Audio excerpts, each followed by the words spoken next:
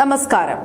Communist ആശയങ്ങളും തൊഴിലാളി വർഗ സ്നേഹവും പ്രസംഗ പീഠങ്ങളിൽ മാത്രം ഒതുക്കി എവിടെ നിന്നൊക്കെ ജനങ്ങളുടെ പണം അടിച്ചു മാറ്റാൻ സാധിക്കുമോ അവിടെ നിന്നൊക്കെ പരമാവധി പണം അടിച്ചു മാറ്റുകയെന്നത് CPM-ന്റെ ഒരു പ്രധാന നയമായി മാറിയിരിക്കുകയാണ്. കാലമൊന്നും മറക്കാറില്ല എന്ന സത്യമാണ് ഇപ്പോൾ കണ്ണൂരിലെ CPM നിയന്ത്രണത്തിലുള്ള ഹലാൽ ഫായിദ പലിശരഹിത സഹകരണ സൊസൈറ്റിയുടെ തകർച്ചയിലൂടെ പുറത്തുവരുന്നത്.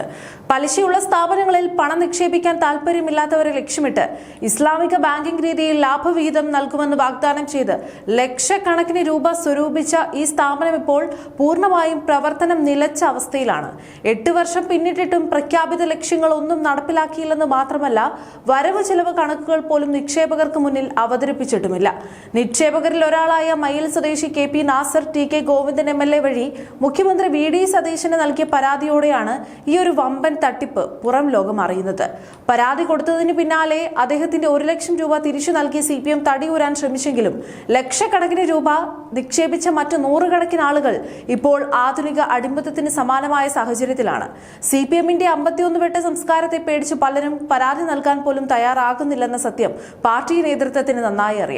ഈ ഭയം തന്നെയാണ് ഇത്തരം സാമ്പത്തിക ക്രമക്കേടുകൾക്ക് തുടർച്ചയായി കൂട്ടുനിൽക്കാൻ നേതാക്കൾക്ക് ധൈര്യം നൽകുന്നത്.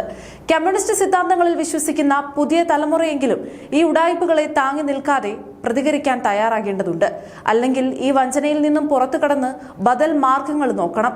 പാർട്ടി നല്ലതാണെന്ന് കരുതുന്നവർ പോലും നേതാക്കൾ 100% മാറണമെന്ന അഭിപ്രായക്കാരാണ്. കാരണം ഏകാധിപതികളും ആയങ്കിമാരുമല്ല ഈ പാർട്ടിയെ നയിക്കേണ്ടത്.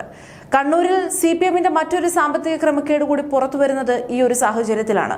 പയ്യന്നൂരിലെ ഫണ്ട് വെട്ടിപ്പ് ആരോപണം, കോടിയേരി ബാലകൃഷ്ണന്റെ സ്മരണയ്ക്കായി കണ്ണൂർ ലോക്കൽ കമ്മിറ്റി ഓഫീസിന് കെട്ടിടം നിർമ്മിക്കാൻ പിരിച്ച ഫണ്ടിലെ ക്രമക്കേട് എന്നിവയ്ക്ക് പിന്നാലെയാണ് ഇപ്പോൾ ഹലാൽ ഫായിദ തട്ടിപ്പും പുറത്തുവരുന്നത്.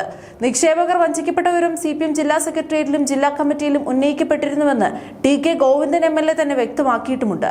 പണമുണ്ടാക്കാൻ CPM-ന് അറിയാവുന്നതുപോലെ വേറെ ആർക്കും അറിയില്ല. സ്വന്തം നേട്ടത്തിനായി ജനങ്ങളെ വഞ്ചിച്ച് പണം അടിച്ചു മാറ്റുന്ന ഈ ഒരു രീതിയെ കാലത്തിന്റെ കാവ്യനീതി എന്ന് മാത്രമേ വിളിക്കാൻ സാധിക്കൂ.